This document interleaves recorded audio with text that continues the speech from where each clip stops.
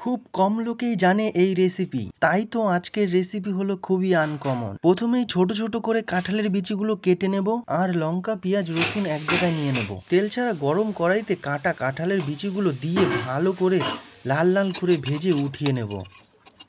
কাঁঠালের বিচিগুলো কড়া কড়া ভাজা হয়ে গেছে। এবার সেই গরম কড়াইতে পেঁয়াজ রসুনগুলো দিয়ে লাল লাল করে ভাজা হয়ে গেলে তারপর তার সাথে লঙ্কাগুলো দিয়ে হালকা করে ভেজে নেব। ভালো মতো ভাজা হয়ে গেলে একটা প্লেটে উঠিয়ে নেব।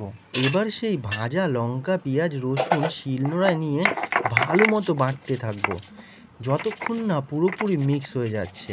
ভালো মতো বাটা হয়ে গেলে এবার সেই কড়া কড়া কাঁঠাল বিচি ভাজাগুলো দিয়ে দেব। তার সাথে কাঁঠাল বিচিগুলো ভালো মতো বাটতে থাকবো যতক্ষণ না পুরোপুরিভাবে মিক্স হয়ে যায়।